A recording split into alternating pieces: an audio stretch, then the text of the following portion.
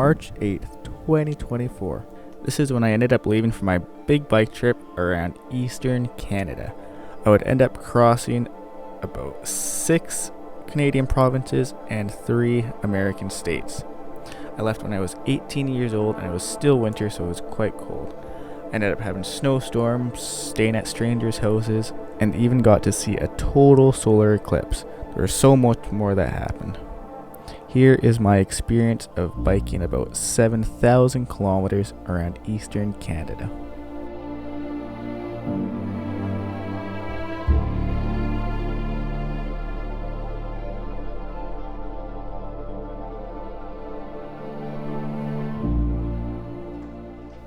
The day was finally here, March 8th. I had been looking forward to this day for months, and I would finally load down my bike and get on the road. Right. We don't slip before then. Oh, it's heavy. Okay, bye. Love you.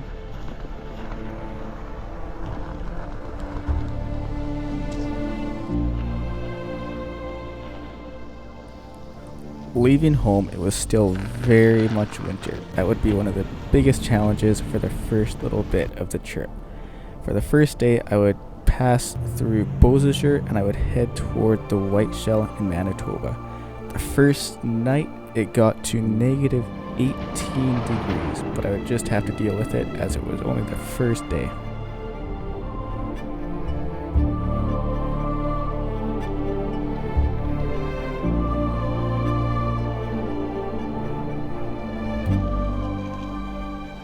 Alrighty, well, made it to White Shell Provincial Forest. So I'm gonna find a spot to camp here just because I am very tired.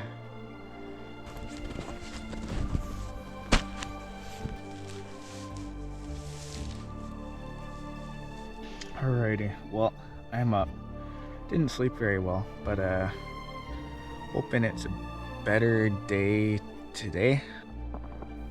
The morning of the first night was the coldest morning of the trip. It was negative 18, so I had a hard time in the morning, but I got on the road and I would end up doing a short day just because of the cold and a rough first day.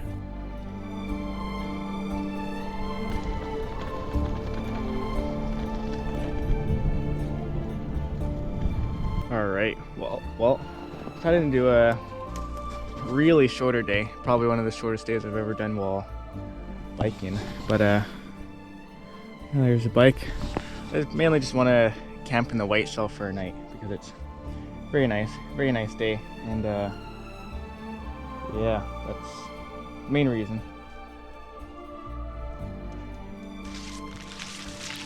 Even though it was a short day, it was what I really needed after the rough first day. I would harvest some wood and have a nice fire even with the snow, and it was a beautiful evening.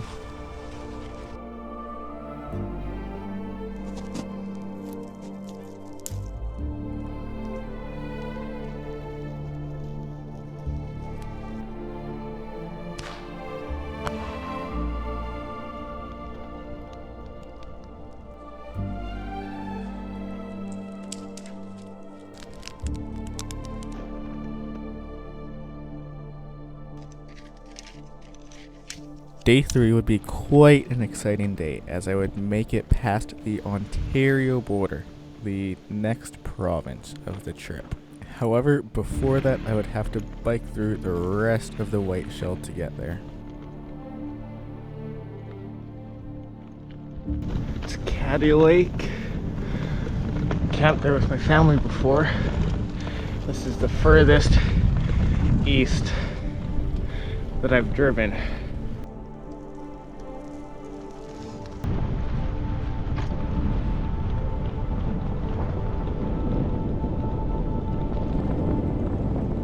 In the morning, I reached West Hawk Lake, and right after that, I would finally turn onto the Trans-Canada and cross into Ontario.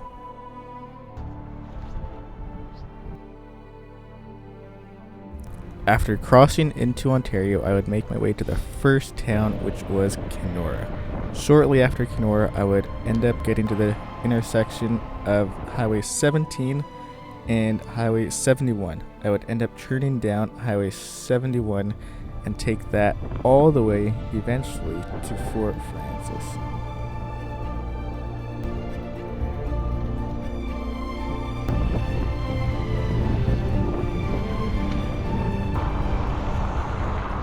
Alrighty, well, I have never been this far east at all. Never been in these parts.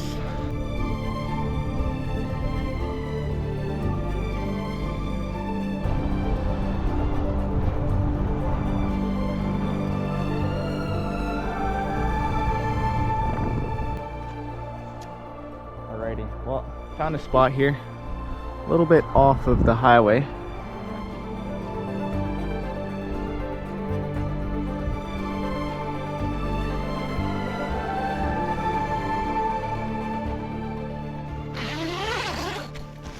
Day 4, it finally started to feel like that I was getting a little bit further from home. This day I would go down Highway 71 for the whole day. There was not much that I would pass through, but it was a nice day.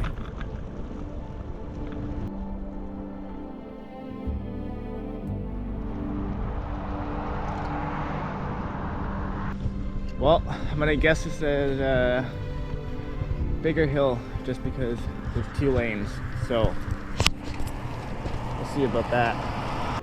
Well, that was the biggest hill yet, but not too bad, manageable, so that was good.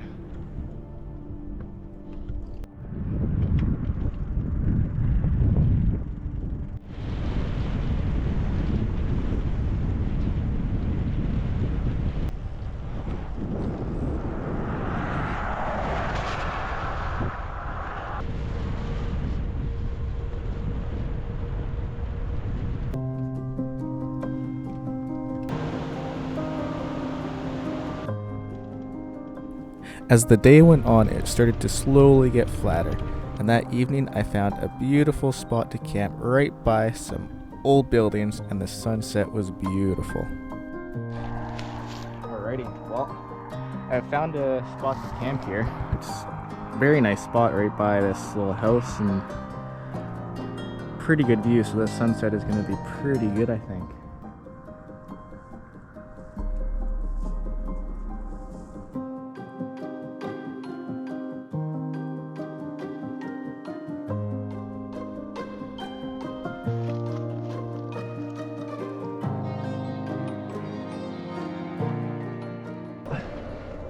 It appears that I have officially biked to Finland.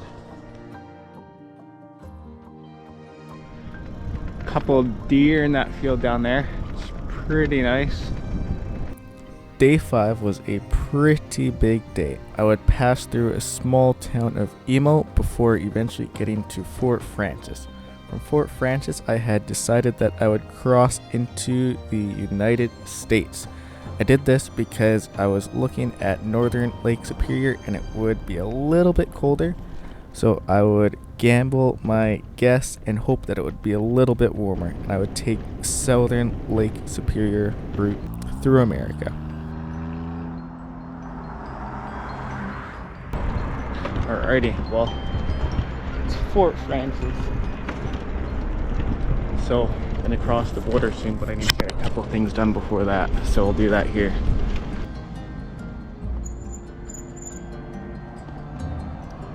Alrighty, well, I'm about to hopefully cross into the USA. Crossing the American border was quite the event. I had never crossed the border by myself, and I had not crossed it for years. They had to search my bike and they brought me in and questioned me, but eventually I was able to get on my way into Minnesota, and I was overjoyed about that. I had not been in America for many years. Alrighty, so one of the differences is in America they use miles, so I'm gonna have to get used to that, because right now that does not look far at all, but times those distances by 1.6.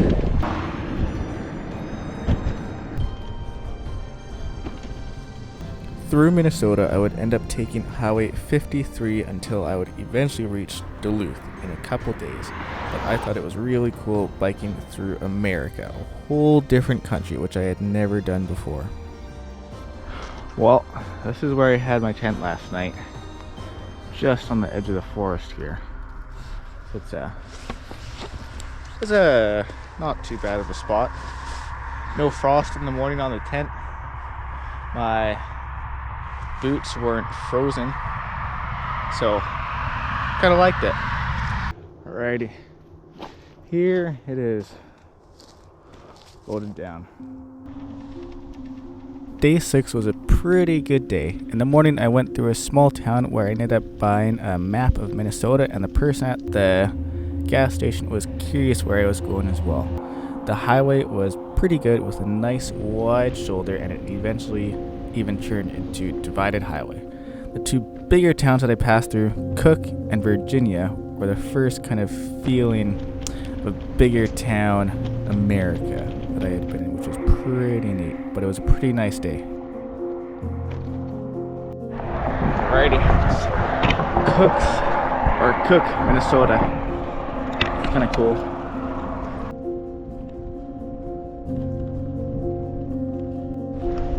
Well, this appears to be the end of the single lane highway, which I think will be nice because it's still not busy yet. So, yeah.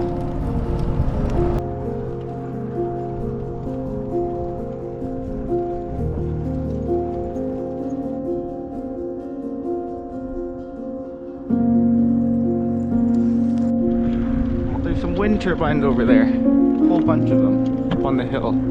It's kind of neat. Virginia.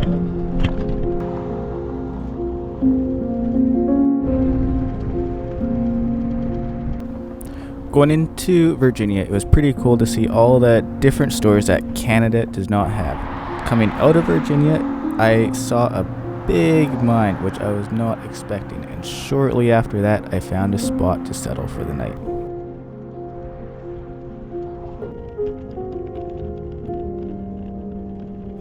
One thing I noticed in America, even though I was just into America, I was talking to people and they did not know where Winnipeg was, which I thought was kind of funny.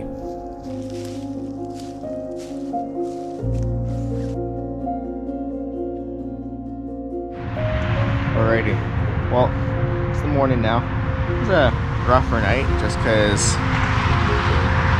of that.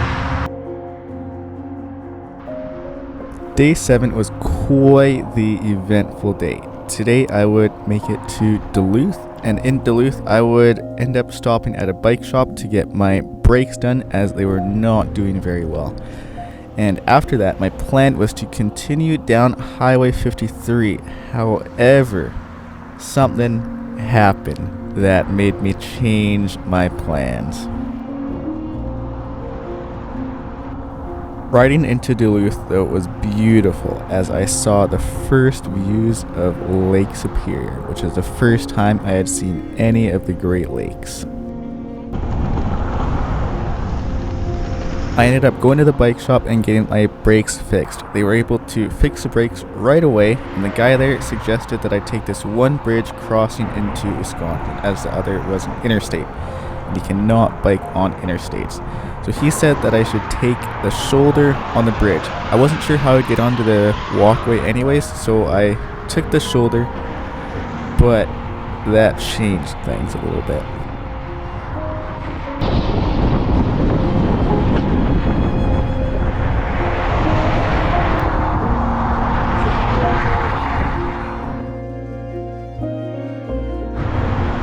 If you don't get flipped around, we'll just keep the back lights on. We'll roll behind you a little bit. Yeah. And then, Take that whenever I turn off the yeah. Well, I ended up getting pulled over by the police right at the end of that big bridge. Apparently, I was not allowed to ride on the shoulder, so then 2 cop cars came, pulled me over, said I wasn't allowed, and they escorted me off the highway. They told me that if I would continue down the highway, which was my plan, that it was an arrestable offense in Wisconsin. So I decided that instead of going down that highway, I would probably go back up to Canada. As I said, riding on any highways in America is not allowed. So I just figured I'd start making my way back to Canada to Sault Ste. Marie after that.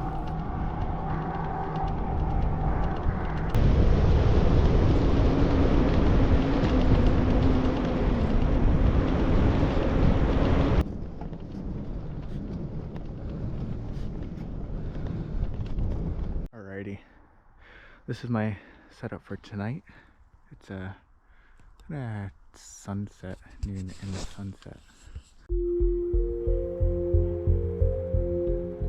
On March 15th, I decided that I would take Highway 13, a smaller side highway that would take me along southern Lake Superior.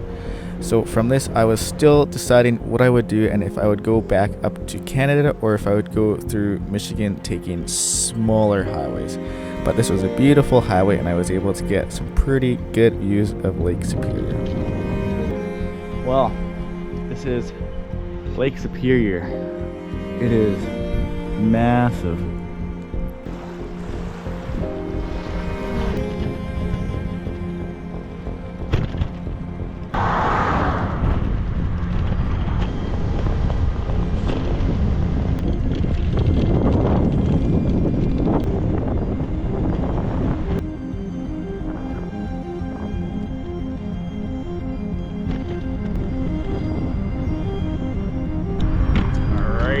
Entering Bayfield.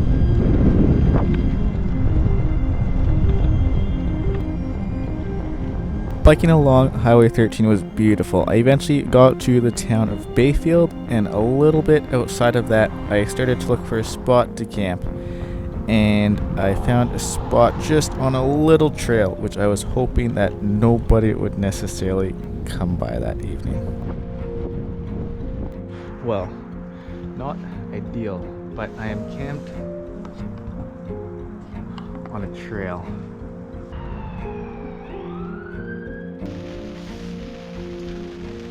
Well, we got rain. Alright, so it's currently stopped raining and I'm on the road, so hopefully it stays clear.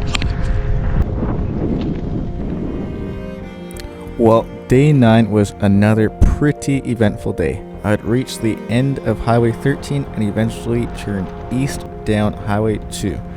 Highway 2 would take me all the way to Michigan, and from there I would take a little more smaller highway through northern Michigan, the Upper Peninsula. But also there was a big storm approaching in the forecast, so I would have to be getting ready for that this evening.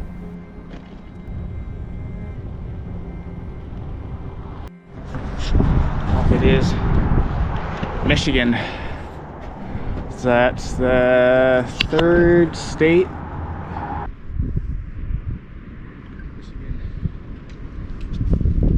Ironwood was the first town in Michigan. I would then bike to Wakefield, where I would churn down Highway 28, which is where it started to snow.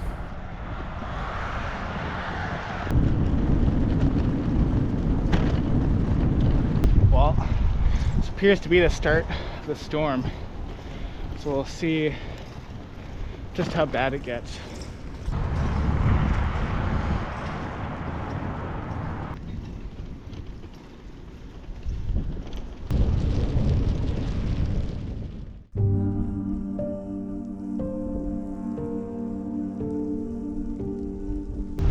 Well, it is quite snowy. Thankfully, it's not staying on the roads quite yet. Alrighty, it's the Eastern time zone, going an hour ahead now, so it's kind of exciting. Alrighty, here's my spot to camp, just as looks like the next part of the storm's coming in. So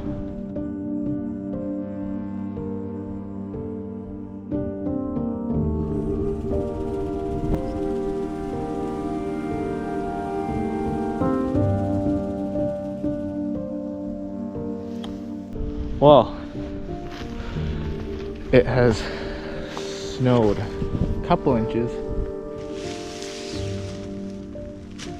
Day 10 was quite snowy. It probably snowed about 5 to 6 inches, but despite that, I would continue on my way with the snow getting everywhere on the bike, between the fenders, gears, tires, everywhere. It made it brutal to bike, but I continued on despite that, and it was a rough day, but also kind of fun.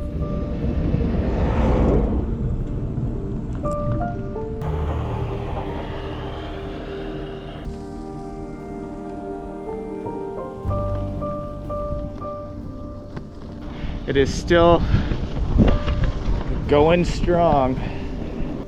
As the day went on, the road slightly got better. Not too much, but it was hovering right around freezing, so they got slightly better throughout the day.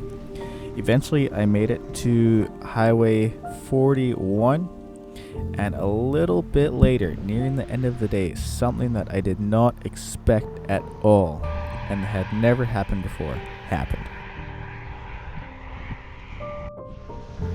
Well, I have a place to stay tonight, so I am overjoyed about that. The guy named Dave, he pulled over. He asked if he could get a picture. I said, oh, of course. And he asked where I was staying, and I said, oh, it's in the woods. And then, or you can come by my place. So, about, said 15-20 miles, so like good ways. So I got my first house to stay at of the trip. A guy named Dave ended up pulling over and offering me his house to stay for the night. So that was fantastic, and I was very, very thankful for that. So I would make my way about 20 miles to his house, and I was able to stay there for 2 nights, and I was able to get groceries. We went to town and he took me out to eat, and it was amazing, really amazing. Nobody had ever done something like that for me before on a trip like this, so I was very thankful.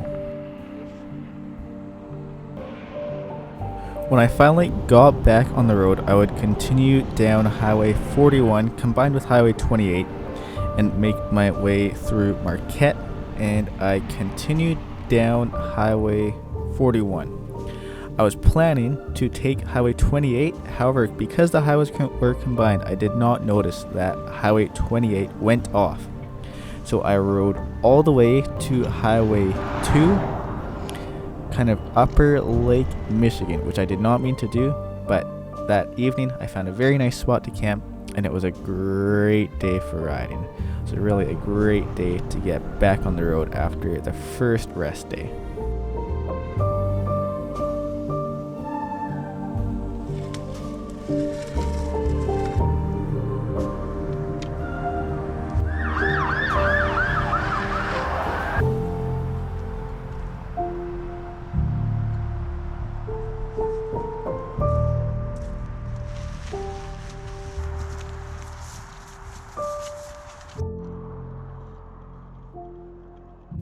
Day 13 was another pretty eventful day, mainly because of all the snow that I got.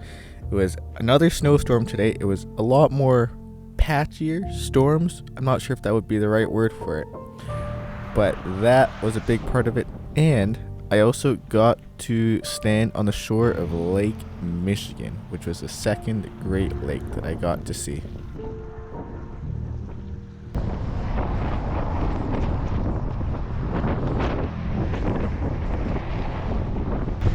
Quite windy, quite snowy.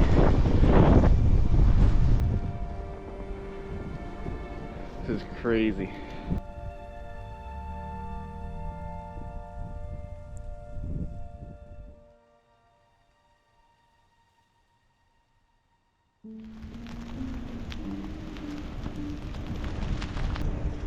It's trying to go over. That's funny.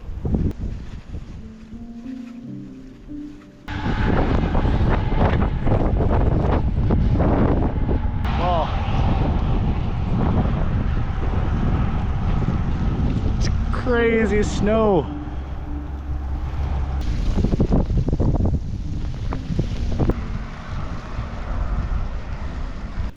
Nearing the end of the day, the snow would finally let off, and I would eventually turn down Highway 117, where I would shortly find a spot to camp for the night.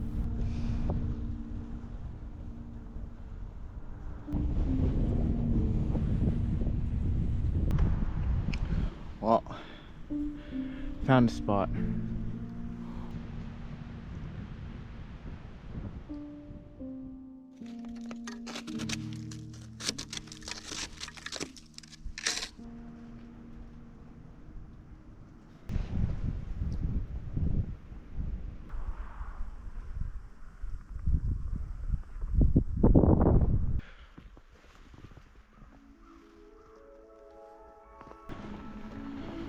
March 21st would mark the 2-week point of the trip. I would start off the day by heading down Highway 117 and eventually make my way to Highway 28. Eventually, I would make my way towards Sault Ste. Marie and cross back into Canada, which I was quite looking forward to.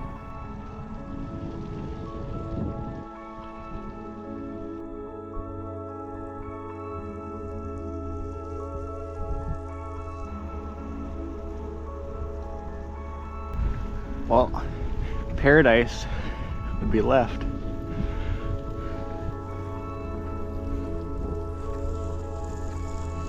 As the day went on, the weather finally started to clear up and it became a beautiful day, especially as I would get closer to Sault Ste. Marie, which they would also call, in the region, the Sioux.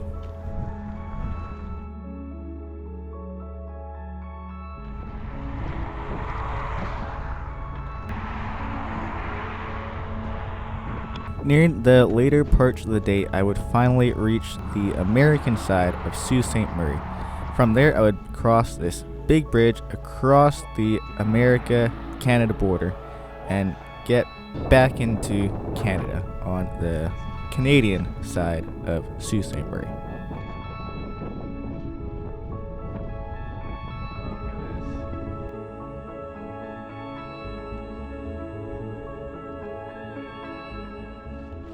I would end up biking through the city and eventually finding a spot to camp just as I was leaving.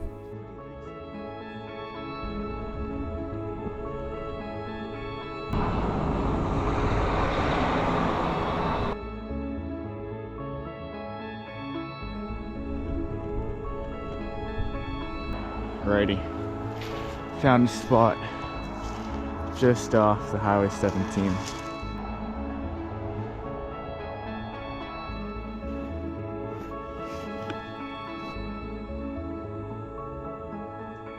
Looks like another great day of snow. I was looking ahead at the forecast and it doesn't look good. Another winter storm watch or winter storm advisory for 10 to 15 centimeters. So we'll see if we get a third snowstorm.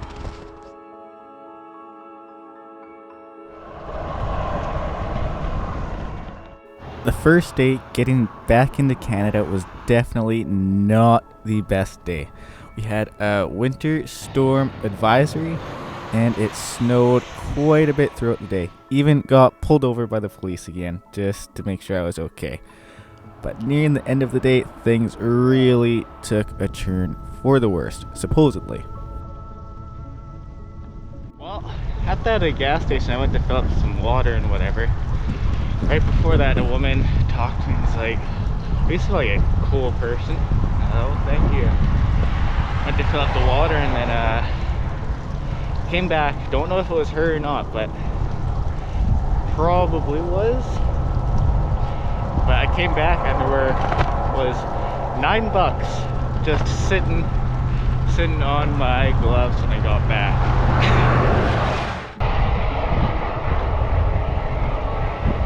Well, today is probably the least fun day so far, just because the wheel's making it harder.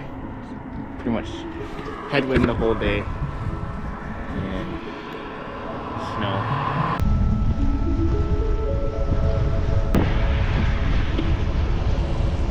Well, My rear tire is not doing too good, so that is not good. And I have 240 kilometers until Sudbury. Well, police officer driving away, pulled me over. Just wanted to make sure I was okay, so that was nice of him. So yeah, glad about that.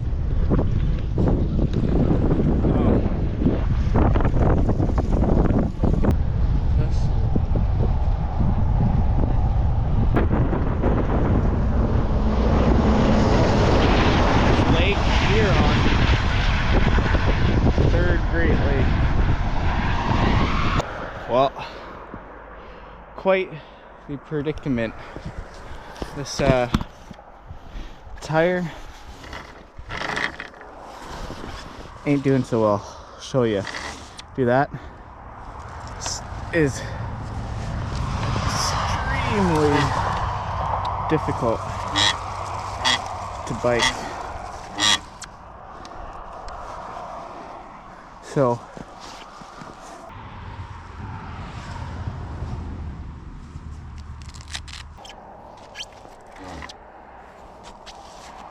it ain't too good.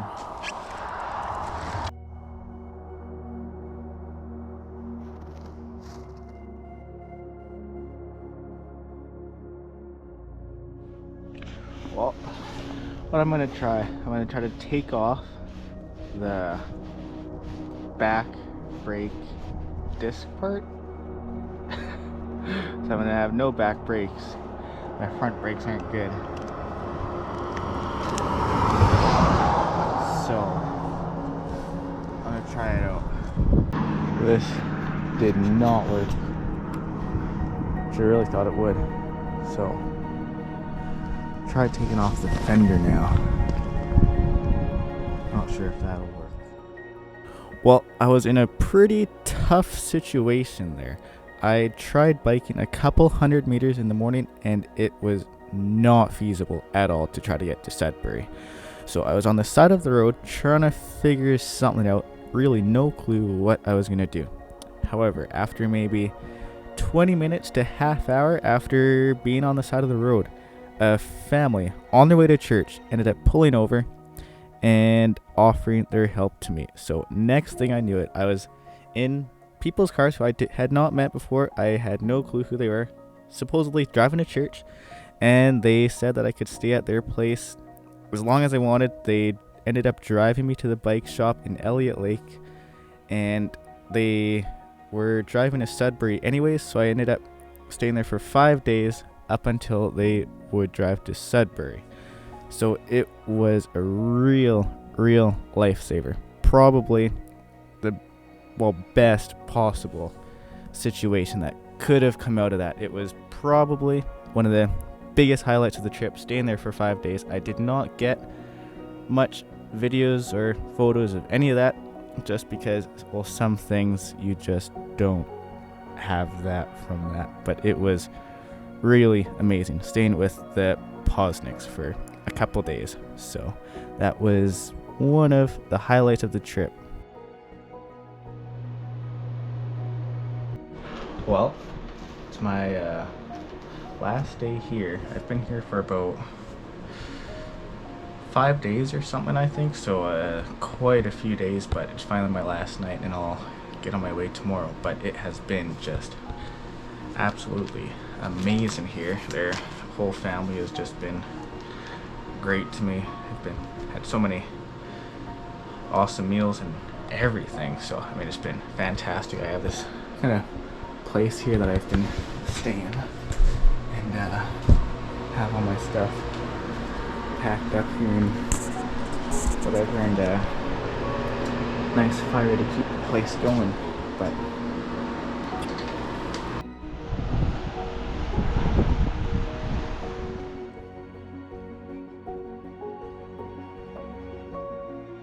well, we ended up going to Sudbury and I took my stuff, loaded down the bike, and was back on my way after probably one of the biggest highlights of the trip, I would have to say. It was really amazing being able to stay at their house, and huge thanks to them. So after that, I was on my way for about a half day today, still able to make it about 90 kilometers. I would be on my way toward North Bay, Ontario.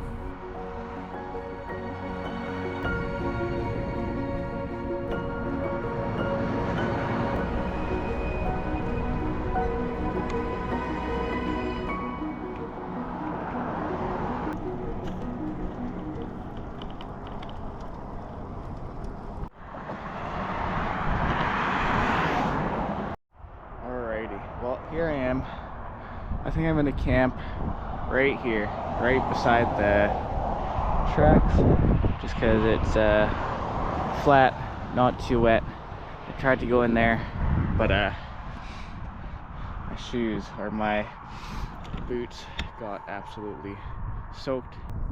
And new addition, pool noodle, so people see me better and maybe give me more room to pass. So that's what I need.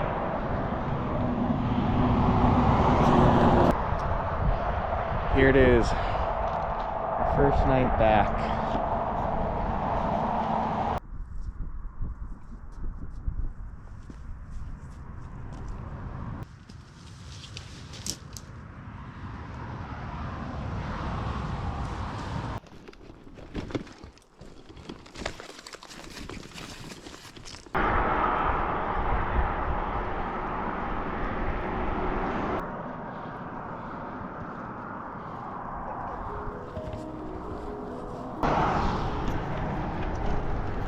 I believe I'm entering North Bay. Well, North Bay.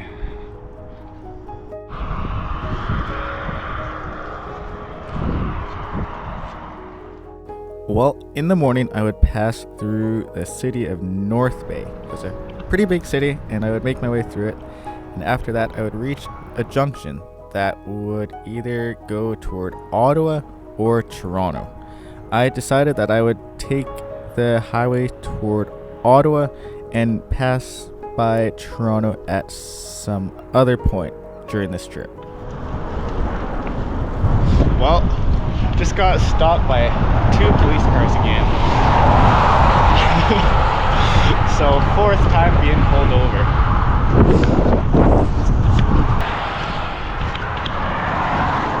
There goes one. Oh.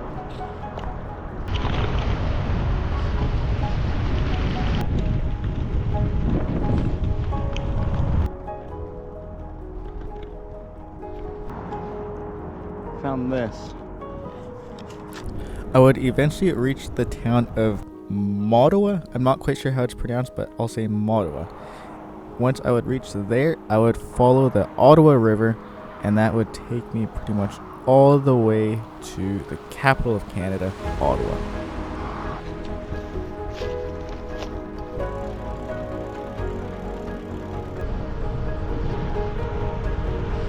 It's the Ottawa River. On the other side of that is Quebec.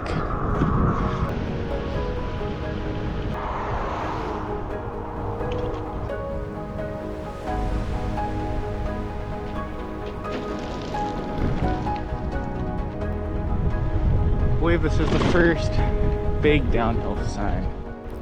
At this point, I had finally reached the first couple bigger hills of the trip. Not like the mountains like I did last year in the Rockies, but still some decent sized hills.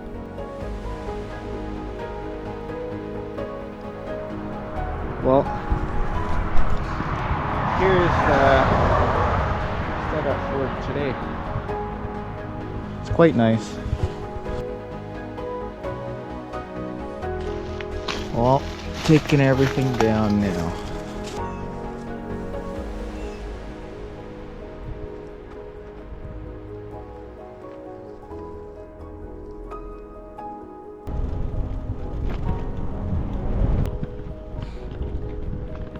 March 30th would end up being a pretty decent day.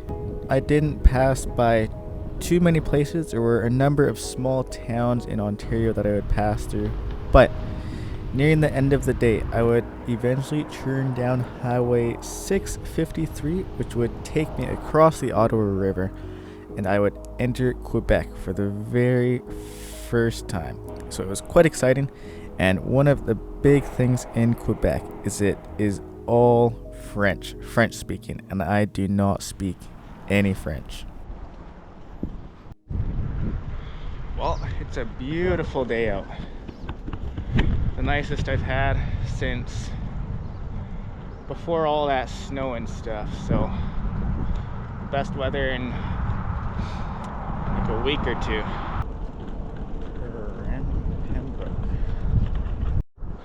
It's a Quebec plate. I have another one.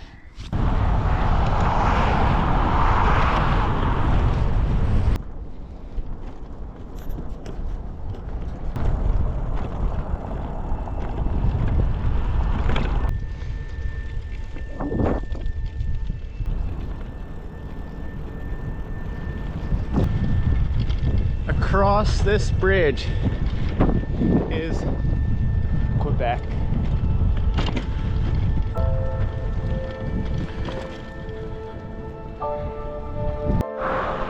Well, this is Quebec. Never been here.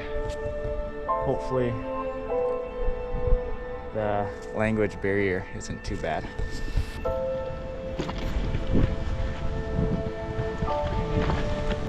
I was pretty excited to see what Quebec would be like, as they are known for only really speaking French, and I would have to find ways to communicate without speaking their language. So I would, after this, find a spot to camp for the first night in Quebec, and it was not too bad, so it was a pretty nice evening.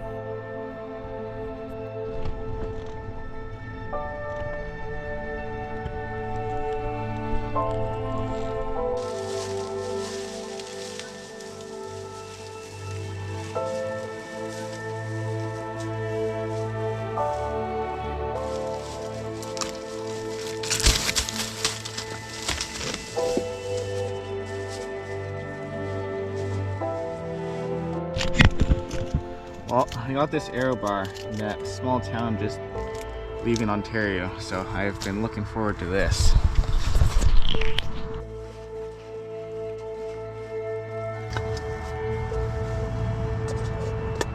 Well, it is Easter Sunday, so he is risen.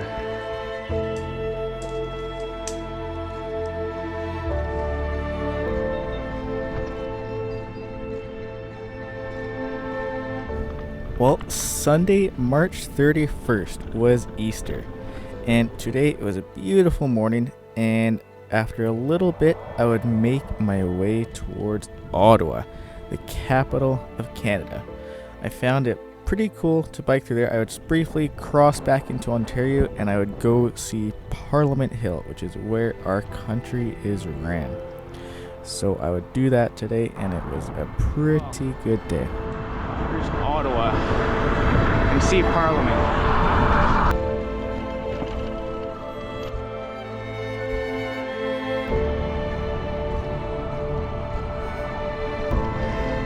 Well, here's Parliament. Well, here is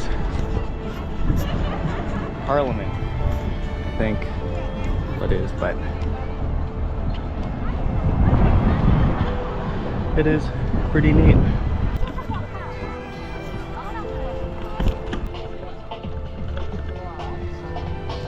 Go to Nova Scotia. I'll get a trailer, you can pull me.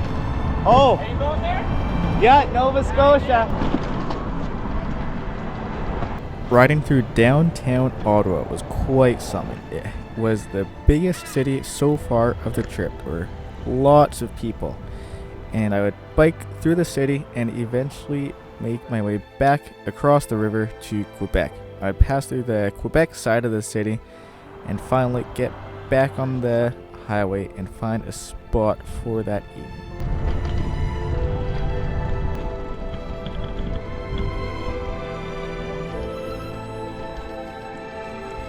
That evening I was able to find a nice spot to camp and even have a nice little fire. And I was camping there and I noticed a couple starting to walk toward me. I wasn't sure if they were concerned about a guy camping there, but they ended up being really nice.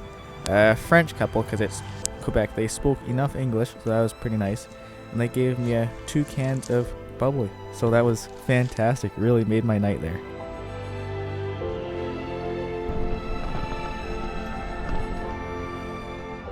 The first day of April, I would load up my stuff and get on the road just like normal.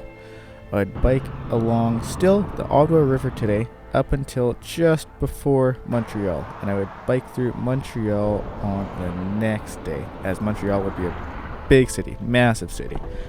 So I passed through a number of small Quebec towns today. So there is, still a little bit of English, but not much. All the signs are in French. Most people default to speaking French, so it is quite interesting, especially for me biking through this province.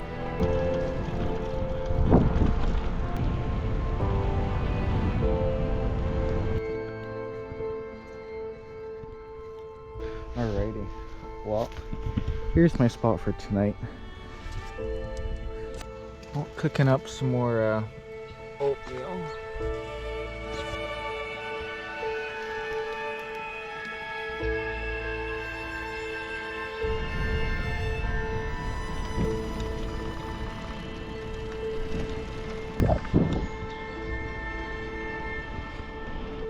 The morning of day 26, I would enter Montreal. This would be the biggest city of my trip, and it was massive. It took me the whole day to bike through. I talked to a number of people. Some of them didn't speak any English. Most of them did speak a little bit of English though, so I was able to get by in Montreal. But it was pretty crazy. It was just a massive, massive city. Really interesting because I'd never been in a city like this. So I would bike through Montreal and eventually start biking along the St. Lawrence River when I would finally at the end of the day, exit Montreal.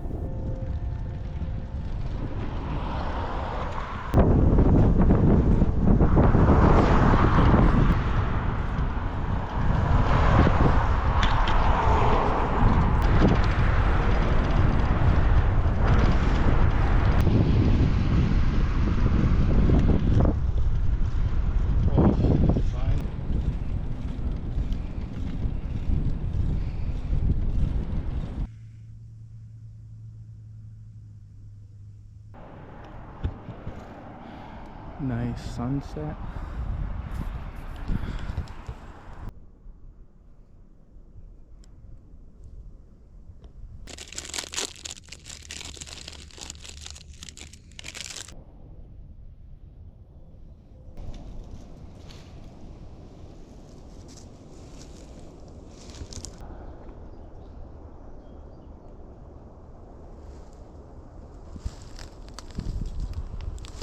Well, this is not too good.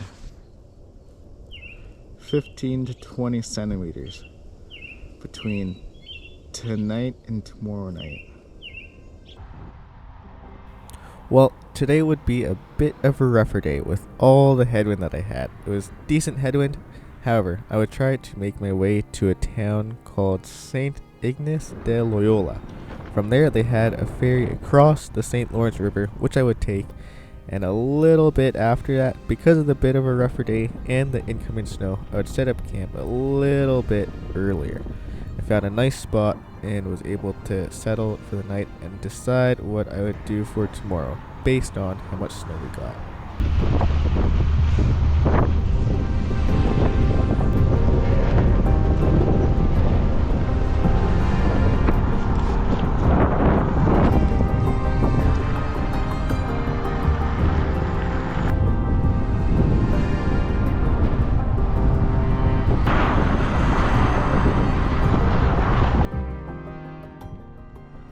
Nearing the end of the day, I went a little bit off the highway just so I could find a spot in case I would not bike tomorrow because of the snow.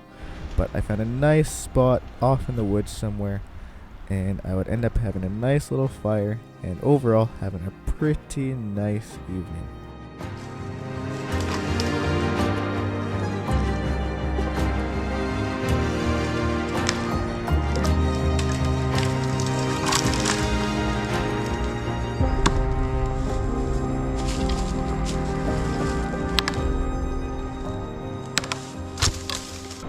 well, got a little tree fort here.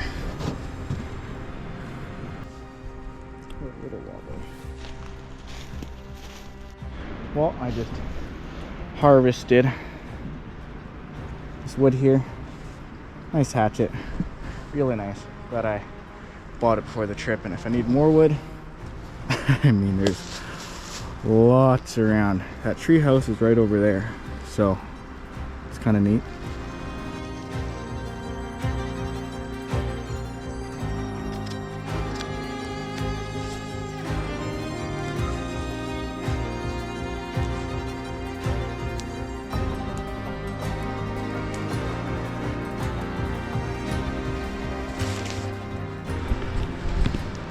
Yeah, this day out of all the days, it's a good day to take a break because it is cold and snowy. What was weird, I just heard a dog barking right out here. Somebody walked past my camp. Well, I decided to take this day off just because of the snow. It wasn't too bad in the forest where I was, but as soon as I got on the roads, it was not very good. However, something quite exciting in a way happened. I noticed a dog barking by my tent. I was still in the tent in the morning. Like, oh, that's weird. So I went out and I saw human footprints. I ended up following them because I just wanted to let whoever it was know that I wasn't homeless or anything like that. It's not very common that you see a tent camped in the woods. So I thought that I would try to let him know what I was kind of up to. So I ended up eventually finding him. He didn't speak any English whatsoever, but I could get across that I was biking from Winnipeg. So I went back to my camp, and after a little while, he came back, and I could make out that he was offering me food, a place to stay for the night, and like just I don't know whatever. So next thing I knew, I was in his truck driving to his house, and people who did not speak any English. I was driving to his house, and I was able to stay there for a whole day. After this day, a whole day. So wait out the storm, wait out the snow, and after that I would get back on my way. But that was just amazing. Such a crazy experience. Staying with people who didn't speak any English, and yeah, so it really goes to show you really do not know what can happen in a day.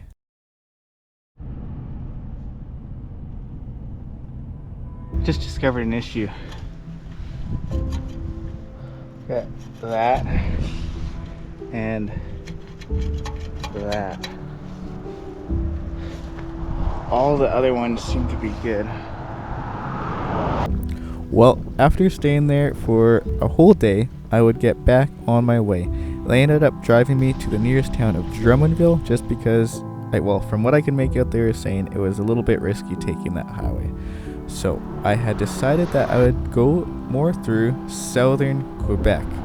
This would be because on April 8th, in just a couple days, there would be a total solar eclipse, supposedly coming through the area. So I decided that it would be kind of cool to try to see that at some point through there. So that would be my plan.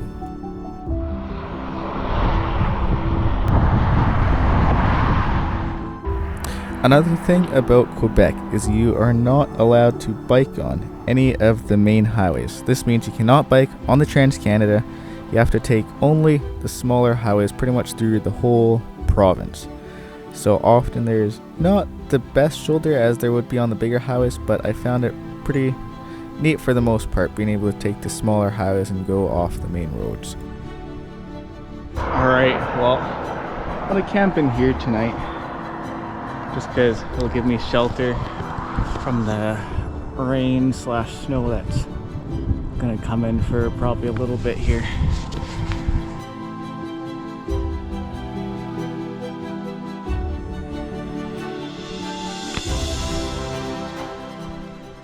This thing in there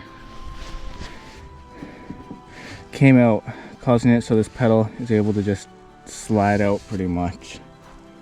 So I'll have to find a new thing for that somewhere eventually. Well, this day I would end up doing a shorter day, mainly because I wanted to find a spot where I would watch the total solar eclipse, which would be tomorrow. It was a little bit of a hillier day, I would even say slightly mountainous, just a little bit, but it was a decent day. Near the end of the day, I would find a spot to camp, and that would be the spot where I would watch the total solar eclipse tomorrow.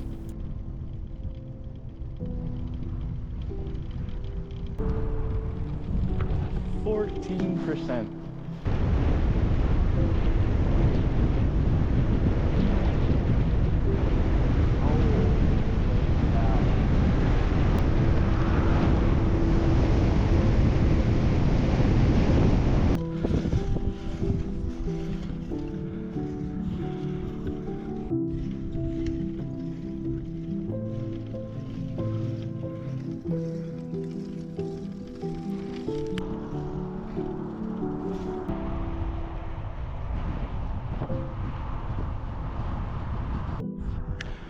Well, I think I found a spot that I'm gonna stay. Just in there. Well, this looks like as good of a spot for the eclipse that I will get.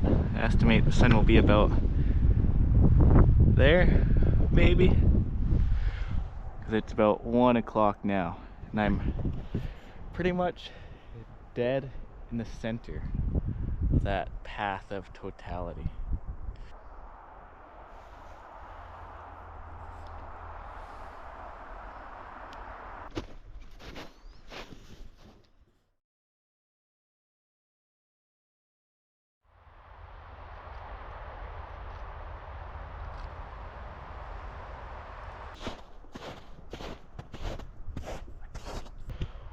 Well, we are about 3 hours out from totality of the eclipse, so well, this tent pole has kind of snapped. It's starting to get a little bit darker. I'm starting to notice it.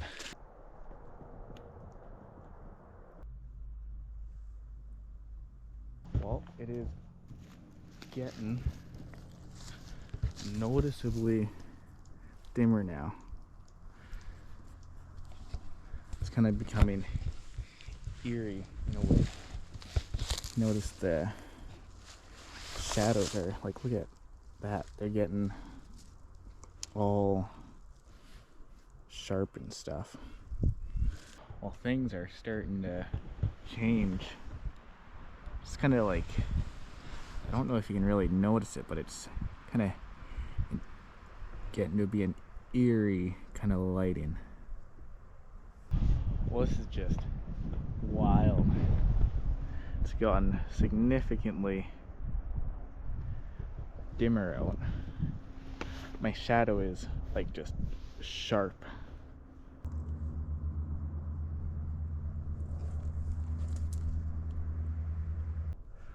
It is happening right now.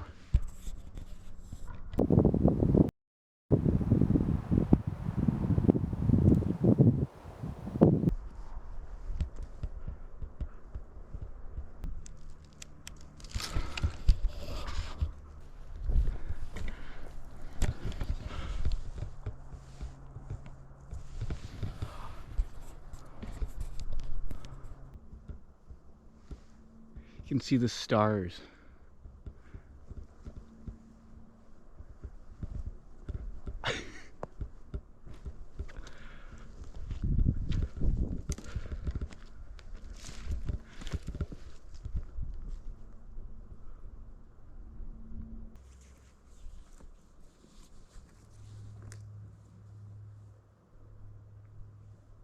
Look at that. There it comes.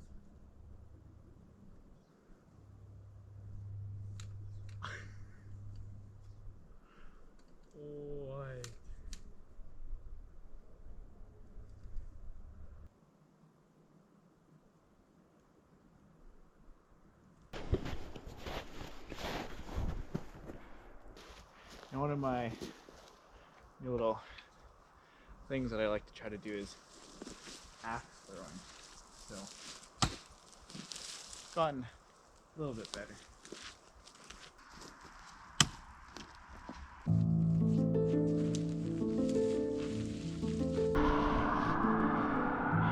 Big hill.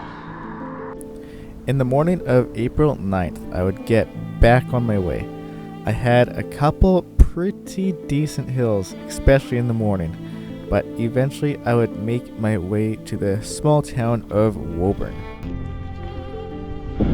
Oh man, it's gonna be a hard day.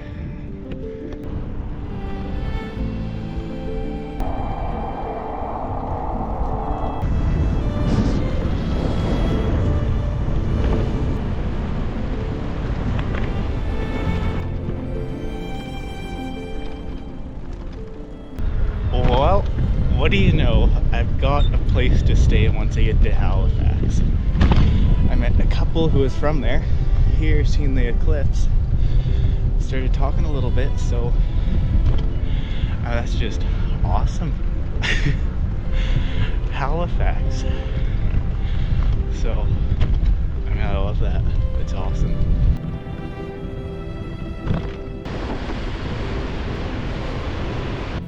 Well, I would pass through a number of smaller towns today, the biggest of them being Lac-Mégantic. I passed through there and then continue on my way towards St. George's. In St. George's, I was having a couple bike issues, so I was hoping that the next day I would be able to fix that.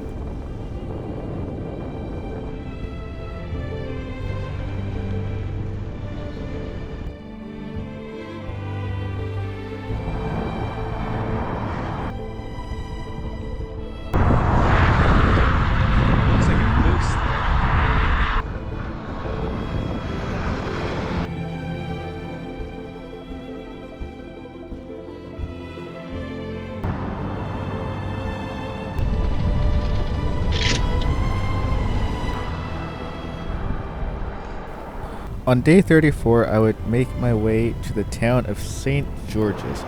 It had a bike shop there, which I was hoping that I would be able to fix the back tire yet again on my bike, as it was not doing the best. It had 3 or 4 spokes broken and a bunch of other loose ones. Here's the bike shop. Well, I've got myself an Airbnb. Yeah. Back to bike shop. Matt hooked me up, and I mean, they just got it finally up and running a couple weeks ago. So I mean, I'll stay here till tomorrow. This is fantastic.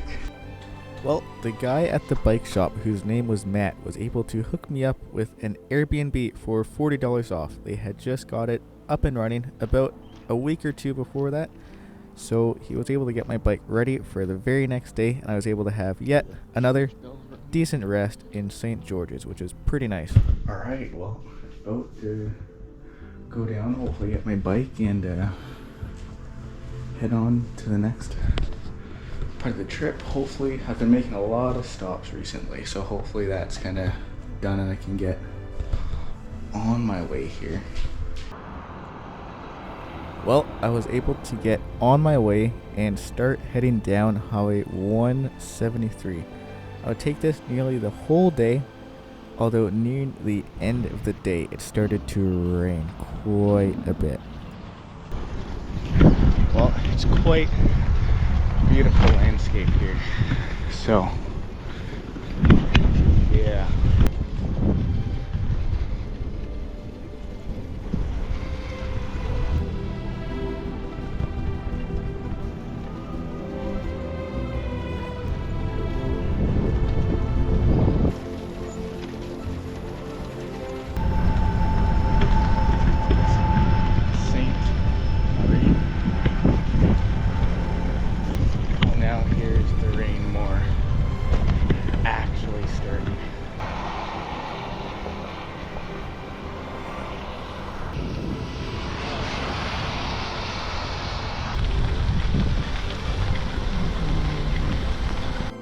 Okay, well, I've got the bike. This is where I'm going to set up camp. My hands and like just everything are freezing. I have no clue how I'm gonna get all this stuff dry.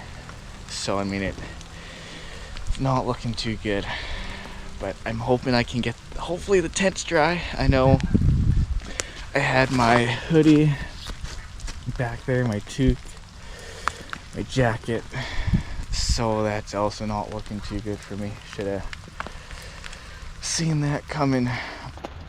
Well, this is camp for tonight. It is raining a good bit here, so yeah, picking up some dinner,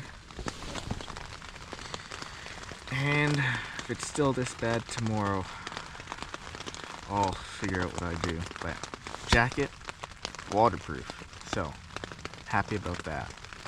All right, well, bit of a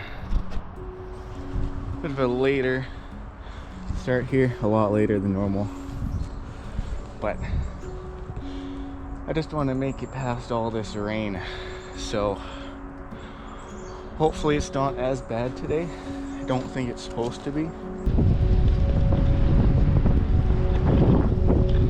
Well, today was quite a rough day yet again. I would pass through a couple small towns, nothing too much, but it rained a good bit, and I got my first flat tire of the trip.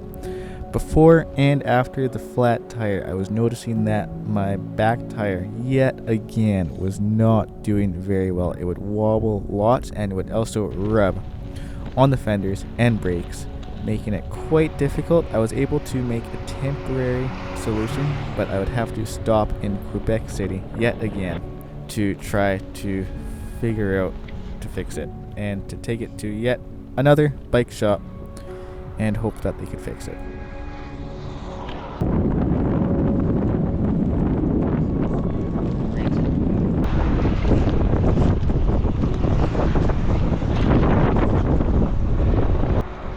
Well,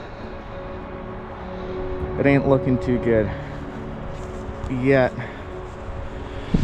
Just issue after issue every single day. I'm gonna stay here the night and try to figure out what I'll do for tomorrow. So I'll for sure have to figure out how to get 30 kilometers on that tire.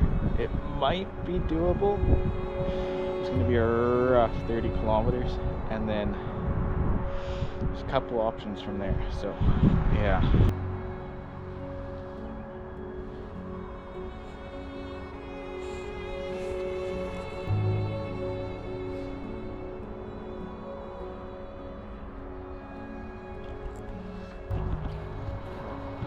Really beautiful. Well, I had a car stop for me.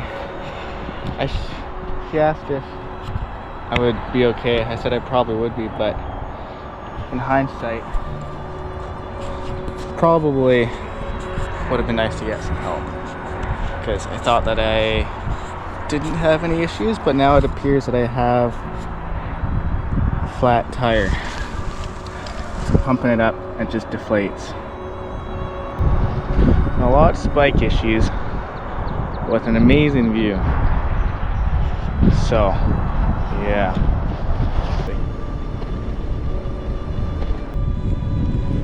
Well, after the stop on the side of the road in the morning, I was able to make the bike ride to Quebec City manageable enough. So I would bike to a bike shop in Quebec City. None of them could get the bike fixed that day, as it was one of their busiest seasons of the year. So I would have to end up staying in Quebec City for a number of days, but thankfully my bike was rideable enough to ride through the city while I waited for the bike shop. Well, I'm off on my Quebec City adventures. Well, got groceries. Should last a while. The hotel that I was staying at was technically in the city across the river from Quebec City, called Levy. I'm not sure how it's pronounced because it's French, but I would stay there for, I believe, 3 days before I would get back on my way. So I was able to go to Quebec City and kind of spoil myself with food for a couple days.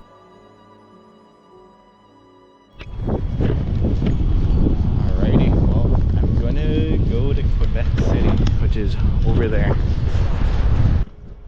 On my day off waiting for the bike shop, I would bike around the city and I would end up taking a ferry to the actual Quebec City across the St. Lawrence River.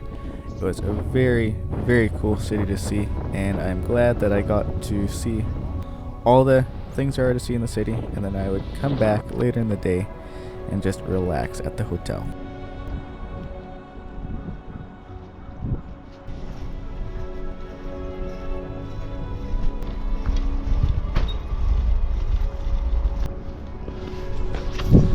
Well, this is pretty cool.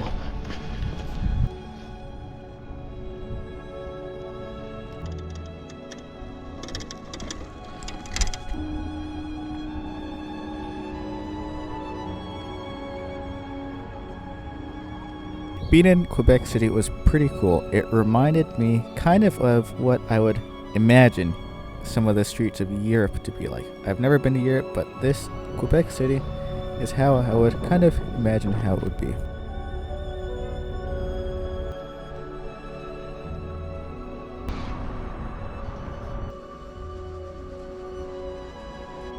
Alright, well here I am, about to depart, go to the bike shop, bike there, all loaded down and stuff, so. Well, when I got to the bike shop, they were able to look at my bike right away, and they were able to replace the rim, which is what it needed. It's what it needed for a good while, I believe. So I had high hopes that it would last a long time. But eventually I was able to get on my way, finally back on the road, ready to go, and going along the St. Lawrence River.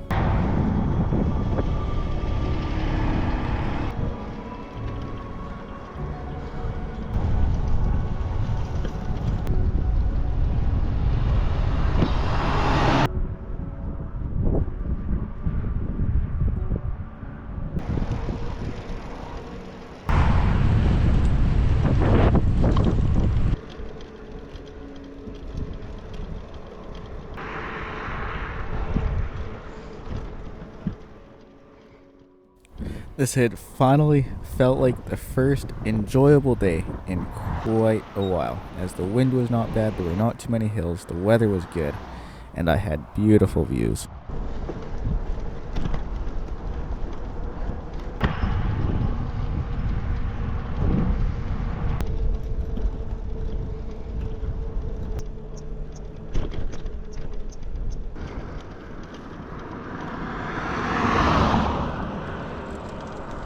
Well, found a beautiful spot here. A little field off the side of the highway. Sun's gonna set soon. I made a really good distance today considering I left around, only got on the road around 12. But yeah, so good day back.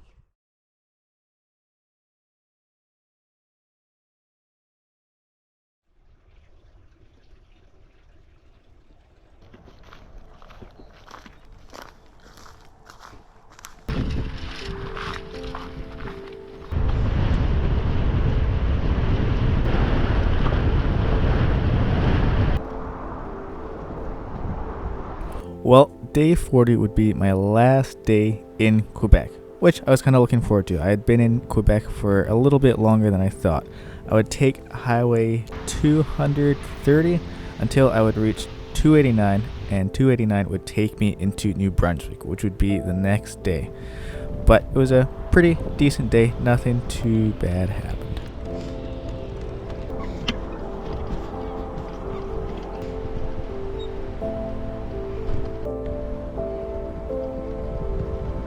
Well, it's like a mini mountain pass, so uphill, uphill, uphill, so yeah.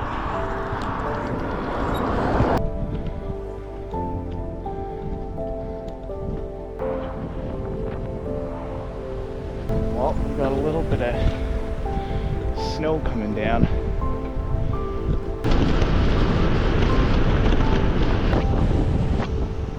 Well, one kind of cool thing about today is I was able to step into the most northern point of the state of Maine.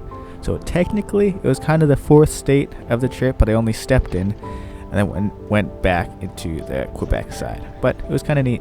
Well, this is the most northern point of Maine. It's kind of cool.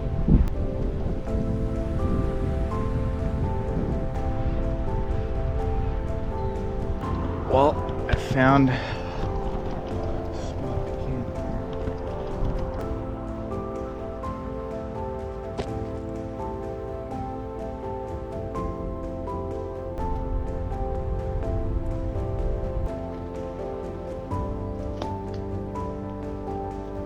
on the road.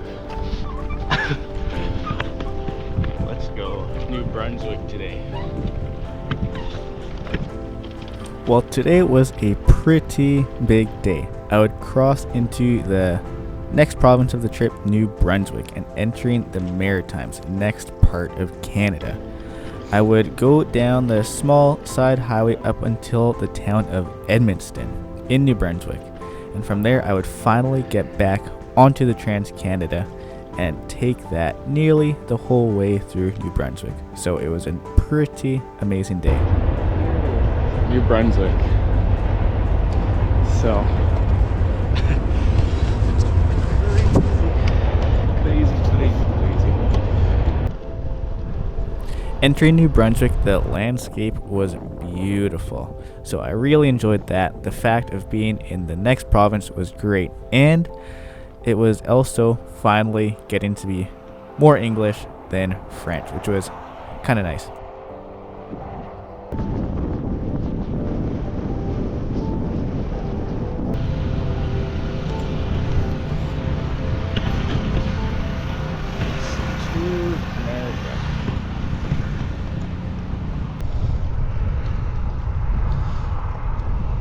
Well, finally getting back on the Trans-Canada. Been looking forward to this for a long time. Could not bike on the Trans-Canada in Quebec.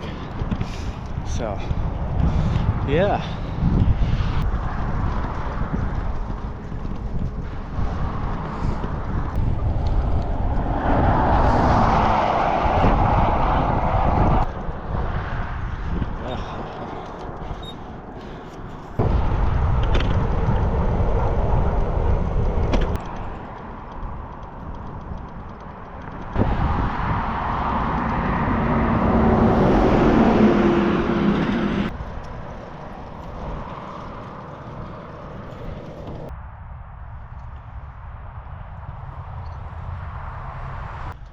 Well, you know, I love this little stove because I can just cook up a hot dog like this like it's nothing.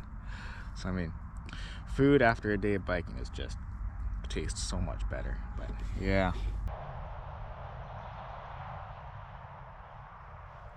Alrighty. Frosty morning.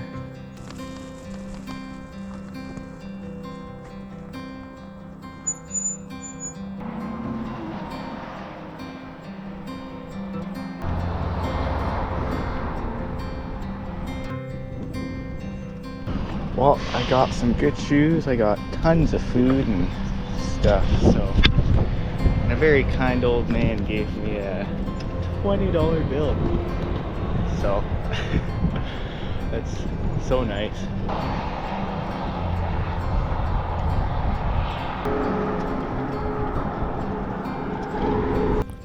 Well, in the morning, I would end up stopping in the town of Grand Falls. There, I would restock on food, buy a new pair of shoes as it was finally getting warmer and I would no longer need my boots. And a guy also ended up even giving me $20, so that was pretty nice. After that, I would continue for the rest of the day down the Trans-Canada Highway, the number 2 in New Brunswick.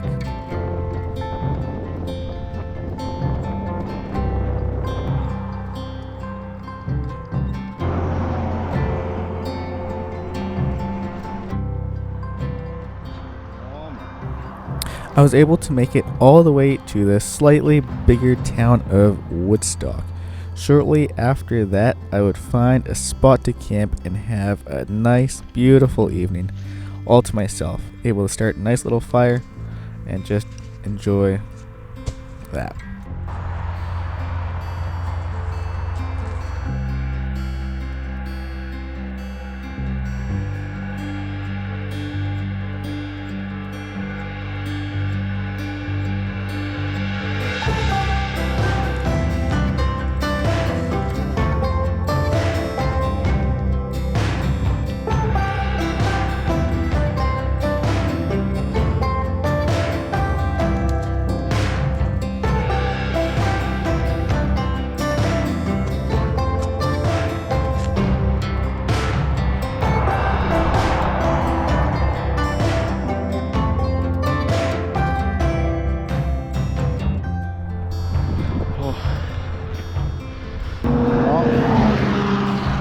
Found one. Well, today I was able to make it to the city of Fredericton.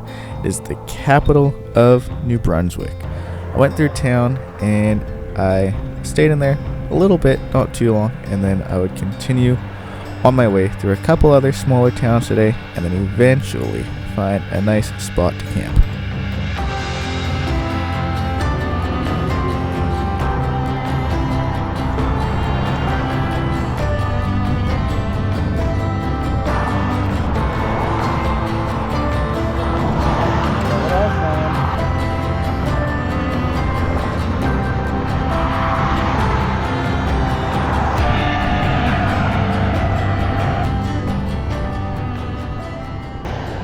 Today was a pretty good day, passing through Fredericton, and it was a pretty good day of biking. The winds were not bad.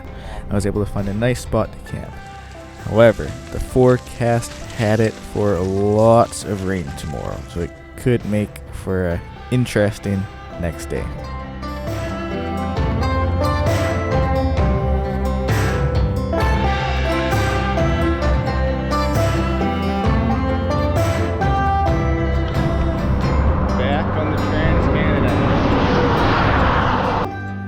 Not too far into the day, it would end up starting to rain. It rained a lot today, about 50 millimeters, if not more. So it got quite miserable, and because of that, everything was soaked, and I found a spot to camp earlier in the day, just because of the rain.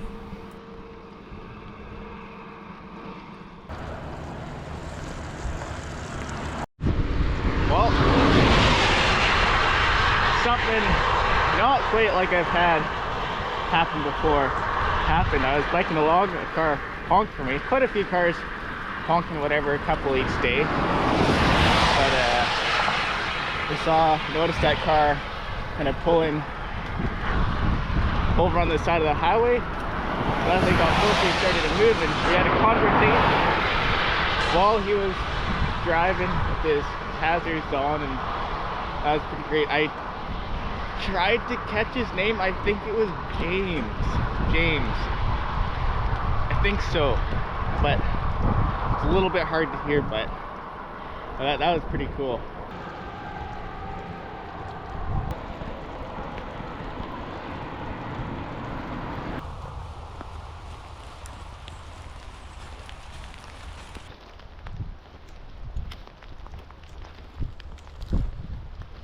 Well, my hands are quite wet, quite cold, so I'm thinking I'm gonna set up here. It's very early, but it's just raining so much, so I figured I'll get the tent up and get a little bit dry and warm and pick up something nice and warm on my little stove that I got. So yeah, well, I am set up.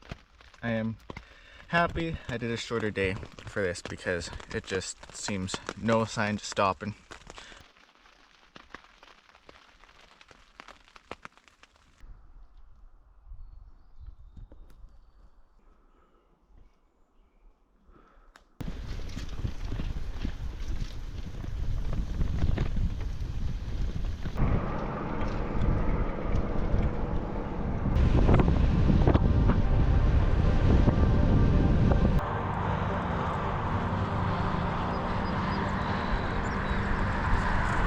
Day 45 would end up being a pretty good day. I would pass through the city of Moncton, another pretty big city in the province of New Brunswick, and after that I would continue east toward the Atlantic Ocean. Moncton. Let's see how this city is. Seems like a big city.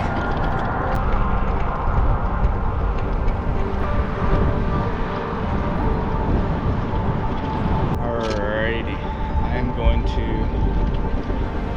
get a couple things here, I think.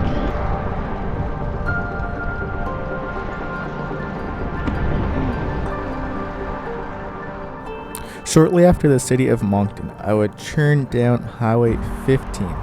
From there, I would start making my way to the Confederation Bridge, which would take me across the Atlantic Ocean to the next province of PEI, which I was hoping to get to the next day. Before that though, I was able to get the first sights of the Atlantic Ocean ever in my life, and I was able to find a nice spot to set up camp for the night, have a nice little fire, and have a nice evening.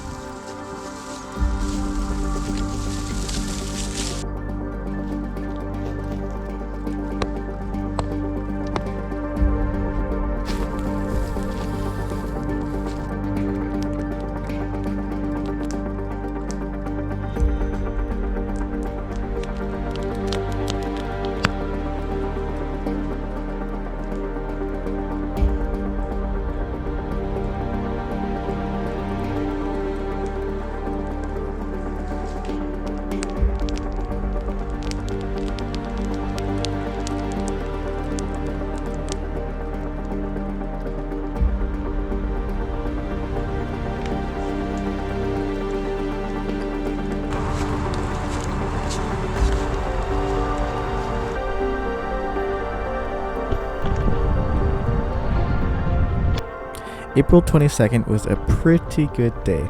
This would be the day where I would reach Prince Edward Island. I would go along the Atlantic Ocean in New Brunswick until I would reach the Confederation Bridge. From there, bikes are not allowed on the Confederation Bridge, so you have to wait for a shuttle. Apparently, I was the first biker of the year to cross the bridge, so that was kind of neat. First biker of 2024. From there, I would make my way towards Charlottetown today, the capital of PEI. So that was pretty cool. There were a couple surprisingly decent hills along the way, but after Charlottetown, I was able to find one of the best spots so far of the trip to camp, right beside the Atlantic Ocean.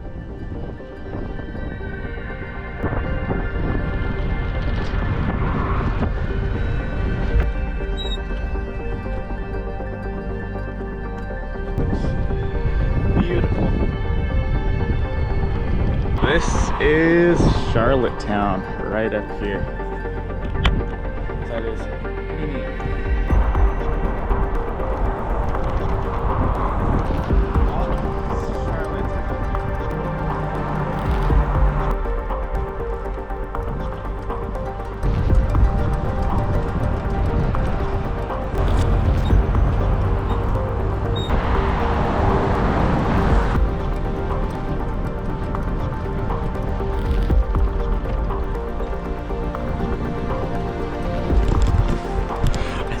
Spot.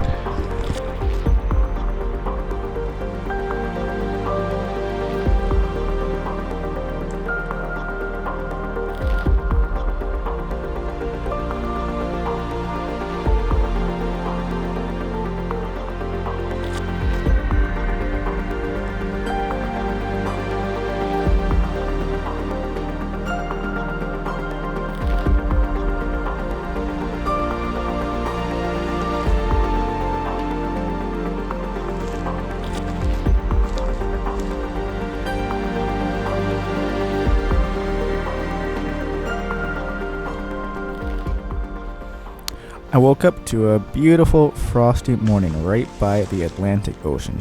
The plan for today was I was going to bike to Wood Islands and take the ferry to Nova Scotia. However, I was biking there and right when I got there, it seemed off how there were no vehicles. So I went to this little shop right by where the ferry was supposed to be. I asked what time the ferry was. They said it did not start until May 1st, so I was a week early. So that would put my plans on hold to get to Nova Scotia, and it would churn out that I would be on PEI for a little bit longer than I had originally planned. So I would have to try to figure out what I would do.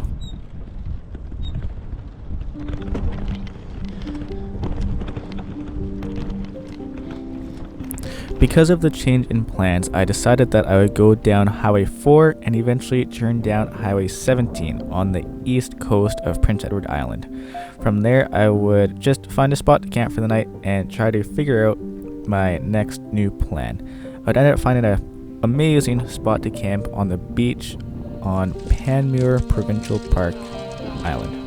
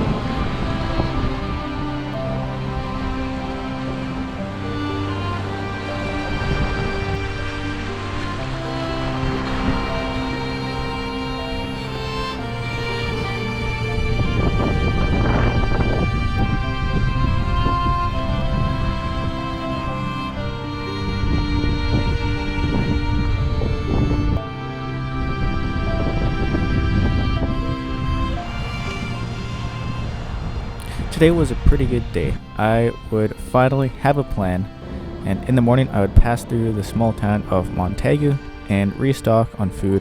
From there, my new plan was I would continue down Highway 4 until I would go to Highway 2. From there, I would go to the small town of Sudbury.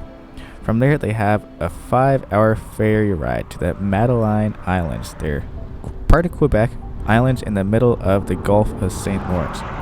I decided that I would go there for not this day, but for tomorrow evening, the ferry, and take that and stay on the islands for hopefully 2 evenings.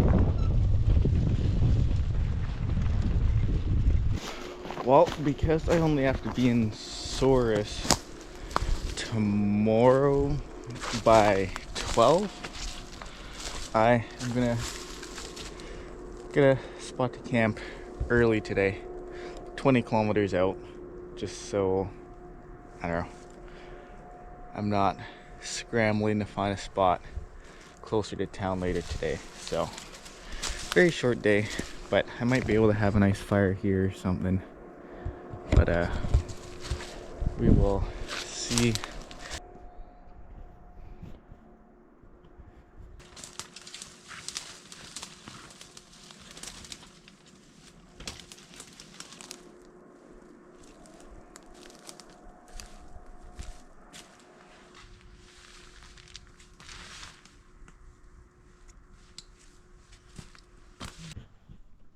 Well, up here,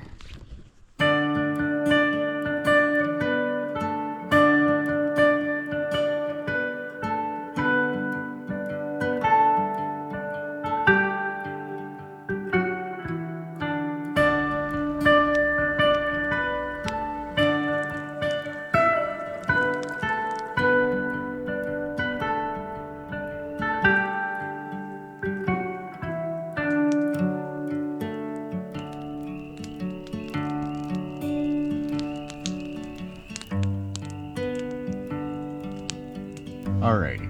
Well, it is the morning. Rained a lot overnight, as you can kind of see on the tent. But we'll get packed up. Bike to Souris. I don't know if it's pronounced Souris or Sorry, because yeah, people here have, I mean, from what I've noticed, quite a few of them have a really strong accent. Well, This ain't too good. My ferry is delayed until 1 a.m. today. Well, the ferry was delayed till 1 a.m., meaning that I would only have one full day on the islands. So, yeah, I would have a lot of waiting for today. It wasn't too bad, but the ferry was delayed due to around 100-kilometer-per-hour winds.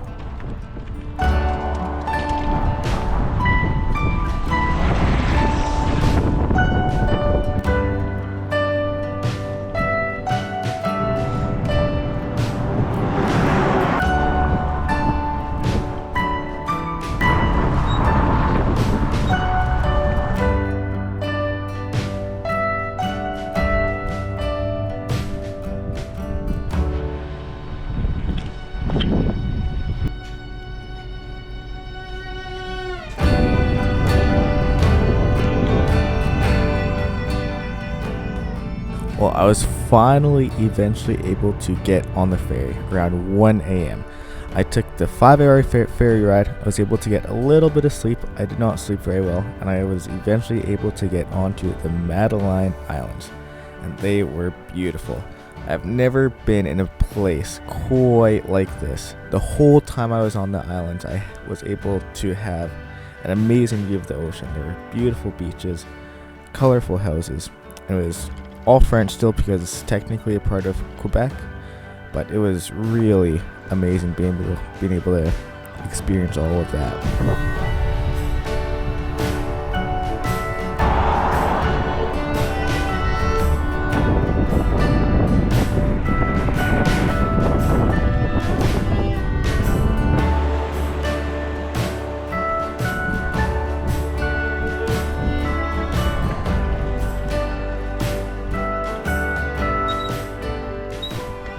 I would end up riding all the way to the southern end of the main highway that goes across the islands, Highway 199. Along the way, I was able to walk along some of the most beautiful beaches I have ever seen, and technically it was also the furthest east that I had ever been and the furthest east that I would be for the whole trip. So it was really, really cool to see. So I would do that and eventually bike back to a spot and find a spot to camp for the night, and the ferry would be the next day.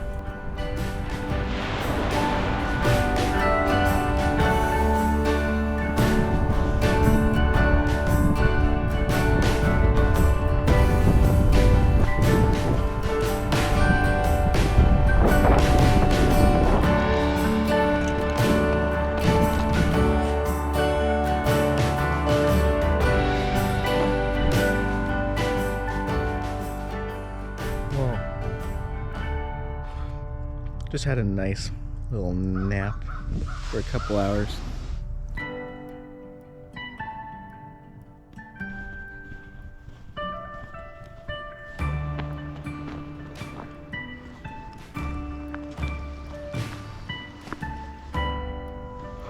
Well, it is like 4 a.m. or something. This morning I woke up around 4 a.m. so I had time to bike to the ferry. It was still pretty dark out, but I would get to the ferry, be one of the first ones there. Eventually I would take the 5-hour ferry ride back to Prince Edward Island, bike around a little bit, and eventually find a spot to camp for that night.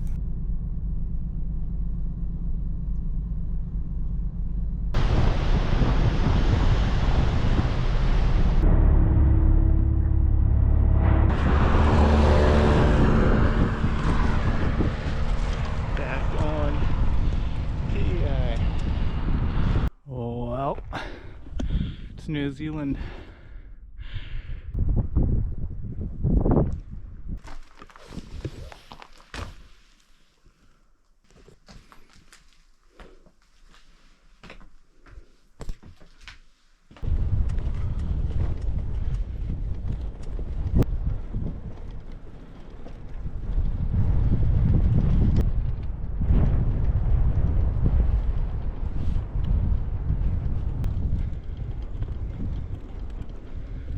Well, found a spot.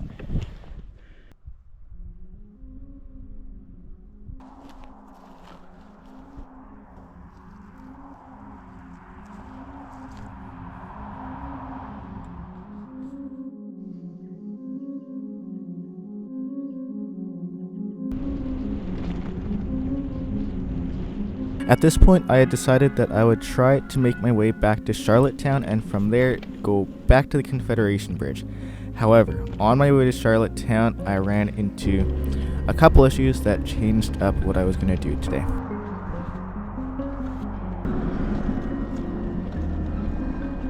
Well, this ain't good at all. Not at all. It is not rideable because the chain keeps on getting caught up and stopping, and it is like bad. I ended up walking to the nearest house to ask for help, and the first house that I went to, the guy ended up driving me all the way to Charlottetown, and I would have to get a hotel that was close enough to the bike shop so I could go there the next morning, as most of them were closed on Sundays. But I was able to walk around Charlottetown a little bit, right kind of around the whole downtown area, and have a pretty nice evening.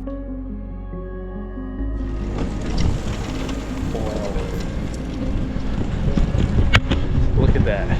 Good as new. The next day, I would make my way back to the Confederation Bridge. After my bike was completely fixed, it felt amazing. I would eventually make my way back to the Confederation Bridge and take the shuttle back into New Brunswick. So that was pretty nice being back on the mainland. There's the ocean again. Just feels like it's everywhere.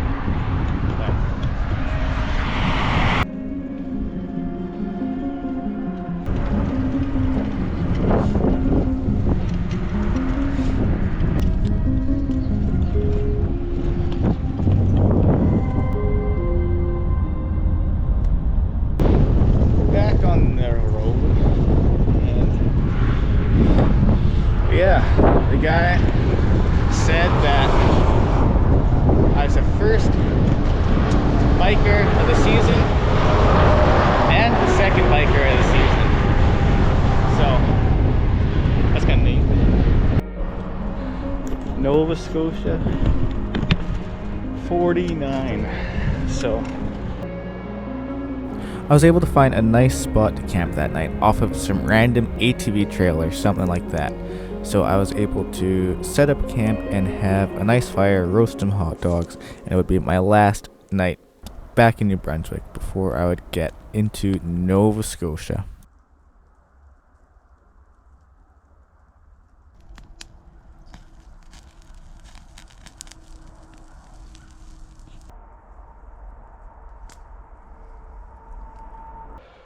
Well, another thing I got this PEI shirt, so that's kind of cool. Thought I'd try it on, but yeah, so that's my little souvenir from the island.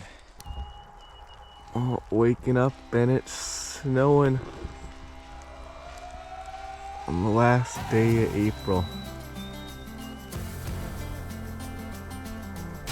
Nova Scotia today.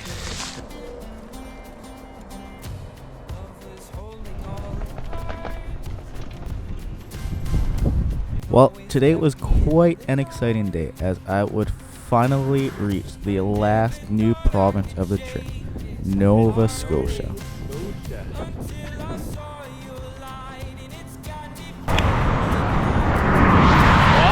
I can see the Nova Scotia sign. It's so close.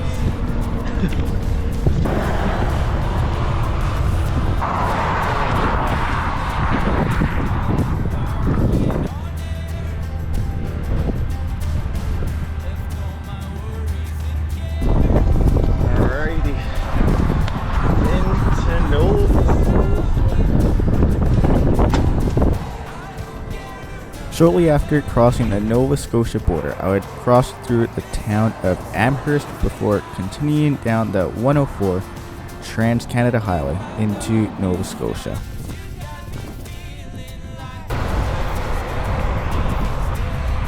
Oh, 2:05.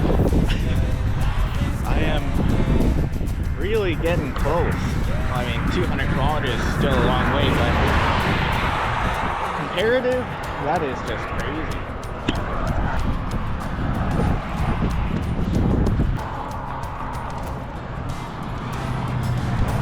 Well, a guy just stopped, gave me Coke, water, some stuff in there, smile cookies, and a pizza, and hot chocolate.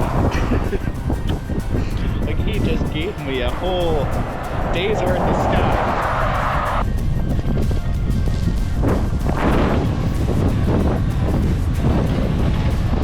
Well, I found this license plate. That evening, I was able to find an amazing spot to camp, have a nice fire, and just have a really nice evening.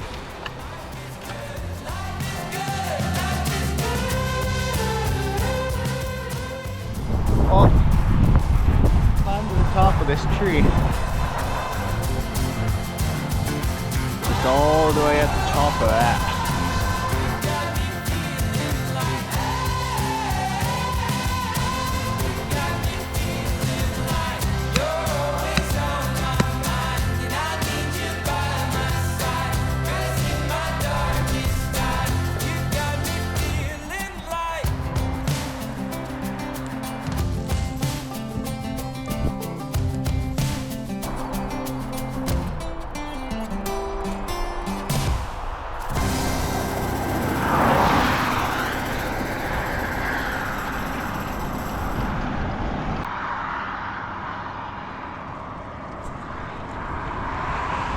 Well, today would be a pretty big day, as it would be the last full day that I would be biking in the Maritimes before I would reach Halifax, Nova Scotia.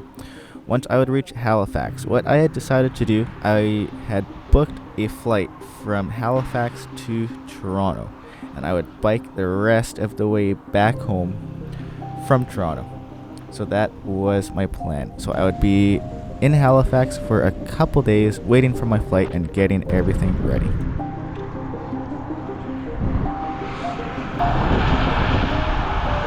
Well, didn't cost me anything, so only because I'm a biker, so that was nice.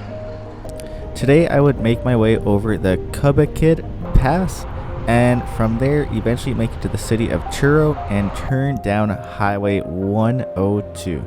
From there, I eventually found a spot to camp where I was able to enjoy the last night camping in the Maritimes. Well, got this.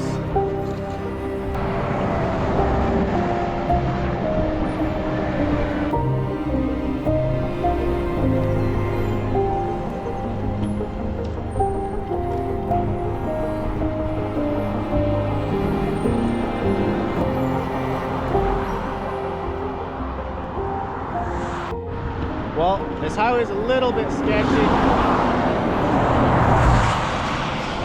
Alright, well, found a spot off the highway. So, figure I'll set up in this area for the last night.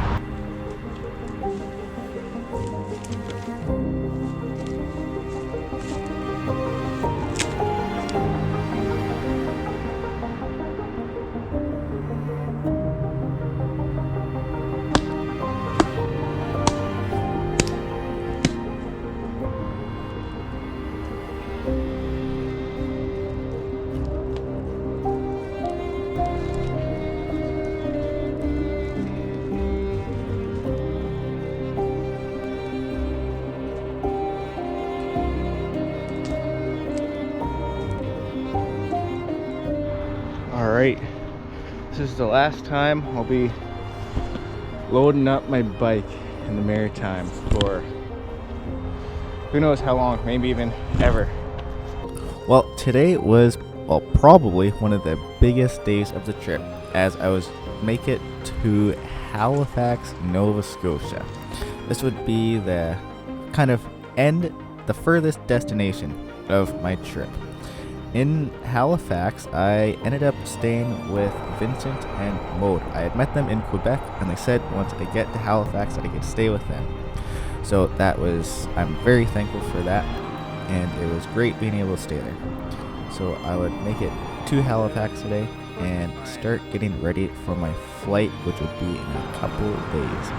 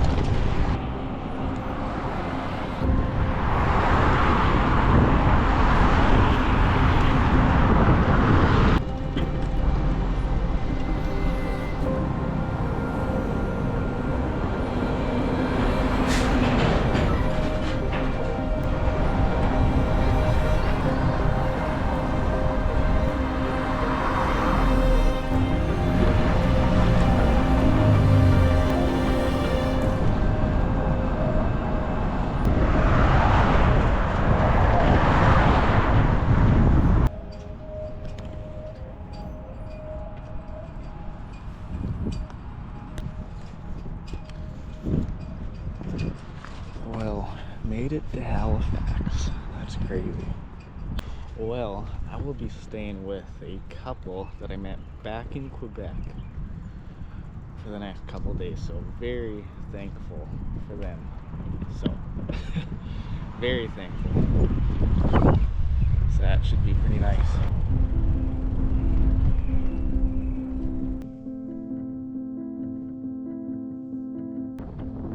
Now that I had finally reached Halifax, I was able to unload my bike and ride around Dartmouth and Halifax. It was amazing. I would slowly get ready for my flight to Toronto on May 7th, but before that I would have a number of days just to relax and enjoy the achievement that I had just completed.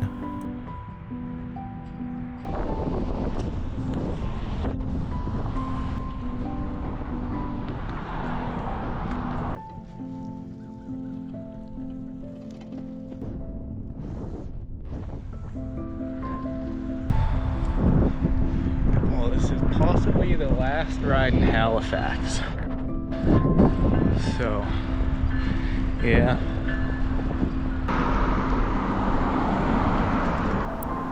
Well, this would be my last full day in Halifax. Tomorrow I would have my flight to Toronto for the next part of the trip. It would be a lot different than the first part toward Halifax. From Toronto, I would make my way home to Winnipeg, but there was still over 2,000 kilometers to cover. Today was a weird feeling knowing that it would be the last day and the last time that I would experience something in this way. So I would pack up all my gear, my bike in a box, and send it toward Toronto.